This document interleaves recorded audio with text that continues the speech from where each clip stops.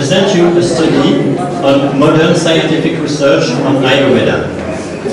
This is a social sciences case study. I live in Geneva, Switzerland, called the capital of global health diplomacy, and I first encountered Ayurveda in 2003 through a documentary film. A paradox struck me then about Ayurveda and the medical traditional knowledge of India. On the one hand, it appeared to be incredibly deep, rich and efficient. On the other hand, it was said this knowledge was marginalized and threatened. I felt sad and I had to understand. Since 2006, I have passed 7 months in South India for research in the field. I interviewed about 100 people active in different fields of Ayurveda, mostly physicians. In 2006, I took my ill mother for an Ayurvedic treatment to India. She got much better. So I think the West is in urgent need of Ayurveda. For me, Ayurveda starts with the food. I have Little India on the street where I live in Geneva, but I like the Great India. Ayurveda is underdeveloped in Europe. How to develop access to Ayurveda then? A better recognition is needed to develop Ayurveda. This is what I came across my research that confirmed what has been mentioned by the literature. How to get it? The interviewees named 3 key issues here: research, education, and clinical practice. I decided to focus on the issue of research on Ayurveda with one question. Why is there so little research from modern scientific research regarding Ayurveda's recognition? To clarify this question, I have chosen to examine a double historical case study. It comprises the following 2 cases. The first study, called WHO ICMR study, and the second one, NIH study. These 2 studies have common characteristics. The objective to assess Ayurveda, respecting its specificities. They belong to clinical research. The assessed treatment is a classical Ayurvedic one on the rheumatoid arthritis disease, and they took place here at AVT. They also have specific characteristics. The first study, that took place between 1976 and 1984, was a longitudinal study funded by the World Health Organization and designed and conducted by ICMR allopathic physicians. The NIH study that took place between 2004 and 2008 is a pilot study with the best up-to-date modern standards.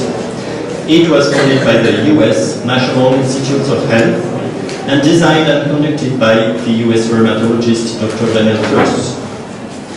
For my study, I compared both the 2 studies plus the Ayurvedic and the modern scientists with the following parameters: interest and motivation, responsibility and power sharing, goals achieved. Regarding the second study, we observed that the goals were achieved with clear results and a good communication. And it even offered some bonus. Regarding the first study, the case is more complex. After the study itself took place, this is a 3-step story.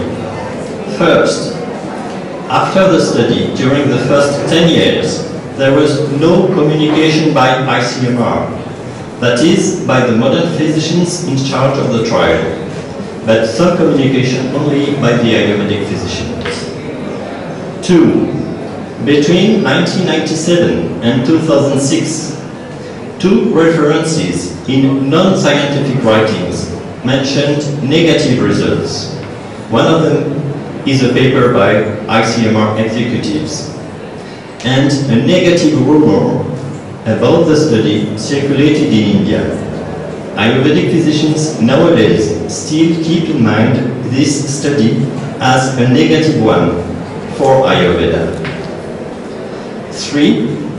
During the last phase, a scientist from the USA, Mrs. Manorama Venkatraman, a US sociologist of Indian origin, analyzed the data and found statistically significant positive results. These scientific and positive results circulated through presentations and publications in peer-reviewed scientific journal since. So in conclusion, about this first study, we observed 2 points. First, the ICMR allopathic physicians in charge of the study never published any scientific paper about it. Instead, ICMR contributed to a negative rumor about this study. B. The positive results came to be known nearly 30 years after the study ended, thanks to the US sociologist I have mentioned. What does this case study show us? In both studies, we observe a dependence of Ayurveda, first on the modern scientists for the study and for the communication, and second on external foreign funds. Then, considering the evolution in time, that is, the evolution that took place between the 2 studies, we observe now a much better protocol to assess classical Ayurvedic treatment, a better collaboration between Ayurvedic and modern scientists, a good and global access to Ayurvedic scientific publication. Some open questions remain on the first study. Why did ICMR modern scientists not publish the results? And how did a negative rumor about the WHO ICMR study circulate in India? One hypothesis is that there were 2 different agendas there. One by the allopathic scientists who had a biomedical approach, and one by the Ayurvedic scientists who wanted to assess Ayurveda itself. In conclusion, we see that 1. Modern clinical research works to assess some classical Ayurvedic treatments. 2. The recent evolution of the assessment of treatments in modern medicine encourages modern research on traditional systems of medicine with the respect of their specificities. And 3. Even when modern and Ayurvedic scientists work together, they do not necessarily share the same agenda, interest, or objective. I will end now with 3 remaining open questions. First, what are the benefits and shortcomings of modern medical research on Ayurveda? 2. How will Ayurveda develop its own agenda and its own research and emancipate from modern medicine? 3. Up to what extent can research contribute to a better recognition of Ayurveda? We know there is a gap between scientific and social recognition. I'd like to thank you very much for the help.